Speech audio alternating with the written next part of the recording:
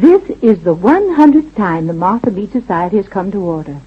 The 100th time radio has brought us together to share our homemaking interests with our Western neighbors.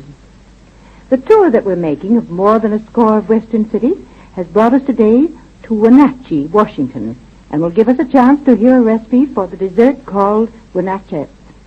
And now, for the 100th time, we have the pleasure of hearing Martha Meade.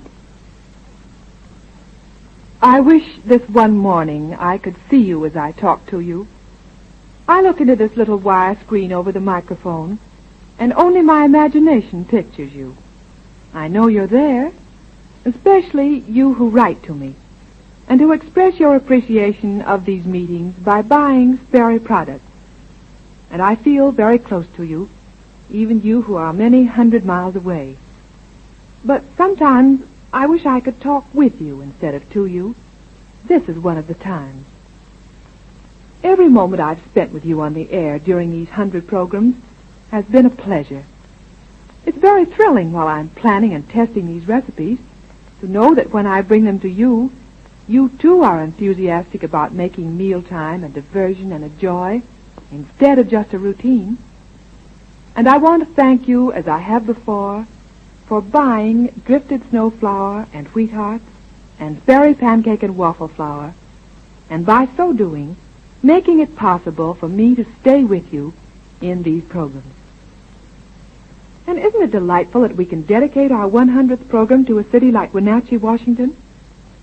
For any of you who have recently joined us, I might explain that we've been visiting around in the 28 cities where the Martha Meade Society is broadcast for the purpose of learning new ways to cook Western food products. Today finds us in Wenatchee, where there are exactly the sort of contented, home-loving people who inspire our work on these programs. There's certainly a real story to tell about Wenatchee. 4 wealth-producing valleys come together here, and the story of Wenatchee has the same characters and the same plot and the same happy ending as the story of these valleys. It's such a glorious country. Running through it are mountain ranges that stand out clear-cut in the sparkling northern atmosphere. The fertile soil in the valleys, the swift-running stream, cool blue lakes, and sunshine pouring its warmth over all the brilliant landscape. These were enough to induce many thousands of families to settle in north-central Washington. If the story had followed the usual plot, we'd have had just another pleasant little agricultural community with numerous small farms growing a diversity of fruits and vegetables. But the people in Washington took a lesson from the manufacturing business. They decided to cooperate and specialize. So now, just as one American city is known for making automobiles, north-central Washington has made itself the apple center of the world. These orchardists studied apple production so intensively that now their acres have an extremely high yield. The average is 500 bushels to the acre, and mind you, these are apples of only the most superlative quality. Here are grown, for the delight of apple lovers everywhere, the Wenatchee Delicious, the Winesap, Spitzenberg, Rome Beauty, Jonathan, and others. It's very interesting, by the way, to know that the Wenatchee district uses enough lumber every year in the apple boxes to build 5-room homes sufficient for a city of 20,000 people. We've often talked of apple dishes on these programs, and I think we must all be daughters of Eve, because the apple recipes I've given you have been so popular. But with all our interest in apples, we haven't begun to appreciate their possibilities as our Wenatchee members do. How many of us would have thought of incorporating apples into sour cream tarts? Well, without trying to answer that question, I know we'll all make the tarts regularly from now on. And by the way, don't you agree with me that a sour cream pie filling is really better baked into tarts than in a large pie? Like everything extremely rich, this filling is most enjoyable eaten in small quantities. Perhaps you've never made a sour cream pie filling, but you certainly know what it is. It's that deep yellow filling like custard, only smoother and fluffier. At present market prices, sour cream is an economical ingredient, and of course you know that sweet cream can be made sour by adding a tablespoon of vinegar to a pint of cream and leaving it in a warm place for a couple of hours. Today, we're giving you the sour cream recipe with a novel addition of applesauce. You can add raisins or chopped dates, too, if you like, though these tarts have a delicate, delectable quality that's lost with the addition of the stronger flavored fruits. For these individual pies, bake 6 shells on the backs of muffin tins, using the flaky pastry recipe I gave you for the prune lattice pie. Or just send me a card, and I'll mail you this recipe. When the shells are cool, have this filling ready. 2 eggs, 2 tablespoons drifted snow home perfected flour,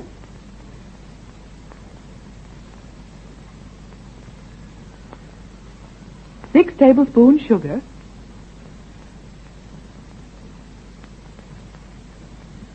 1/4 teaspoon salt, 1/2 teaspoon cinnamon, 1/4 teaspoon nutmeg, 1/4 teaspoon pastry spice, or for pastry spice you can substitute cloves and allspice mixed half and half.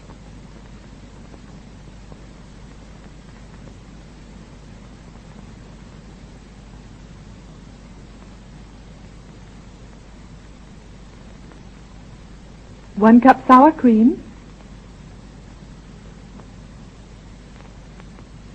and 1 cup unsweetened applesauce.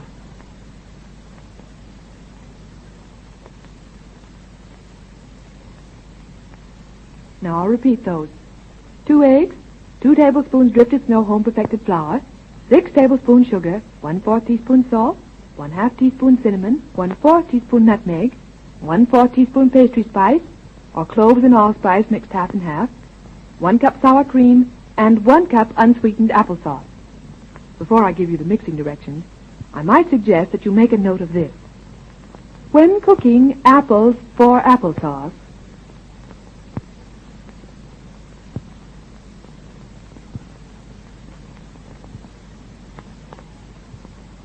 add 1/2 lemon for tartness.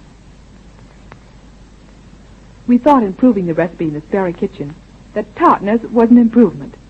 And what I do, friends, is just to squeeze the lemon a little into the apples and then drop in the rind for extra flavor.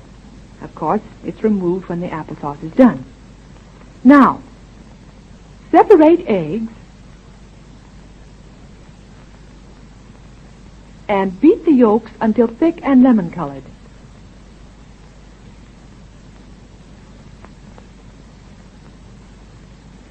You doubtless know that egg yolks thicken considerably as they're beaten and change color to a lemon yellow shade. Unless you do beat them to this stage, the sour cream filling won't have that desired consistency. Add sugar, mixed with flour, salt, and spices.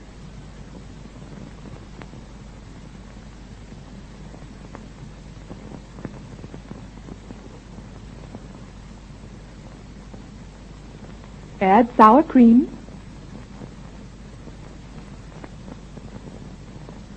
and applesauce,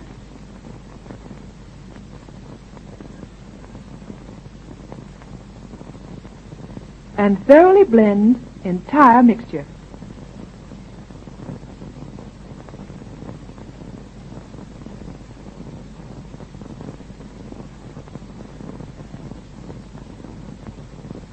Cook till thick.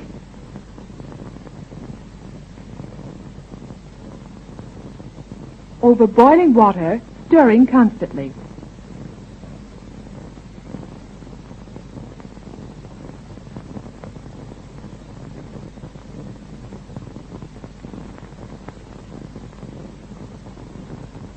Cool. Pour into individual pastry shells.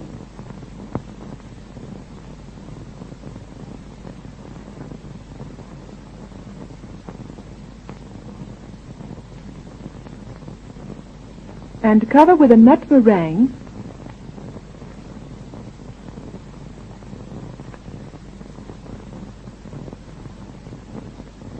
Made by beating the egg white stiff.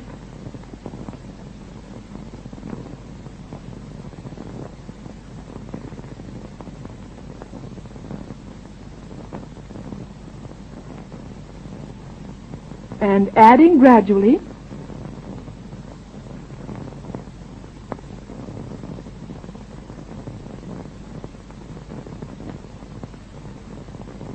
Four tablespoons sugar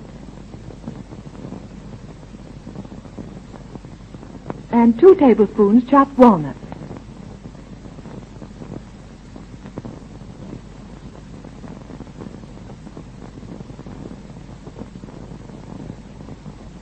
Bake in slow oven 300 degrees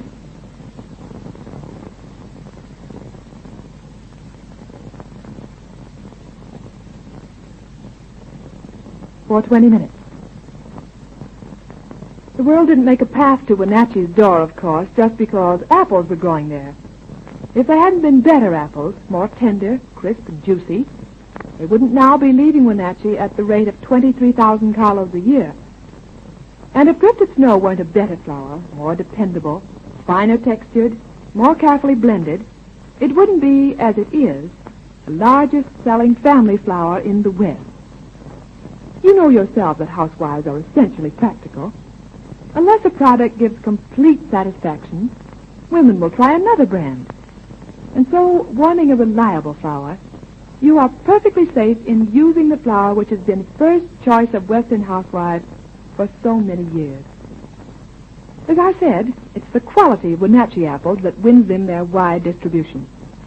With drifted snow home-perfected flour, it's a fact that the Sperry Flour Company buys only the healthiest crops of first-grade wheat and employs only the most skillful chemists to blend it.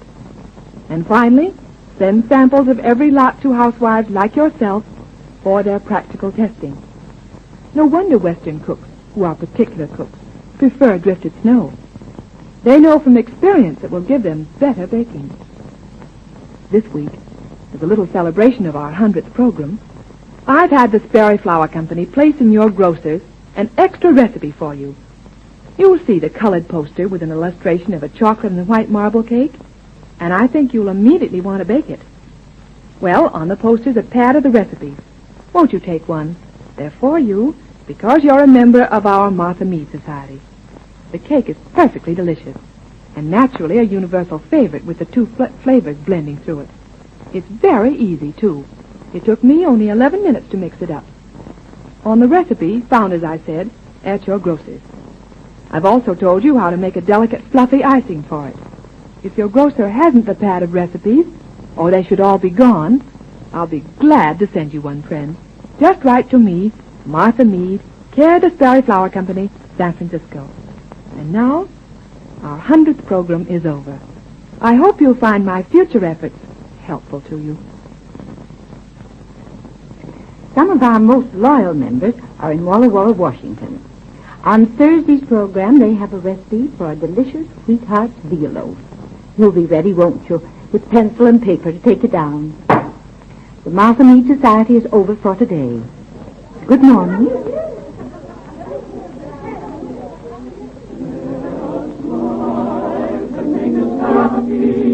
Let us smile and make us blue. Let us smile and drive away the teardrops as the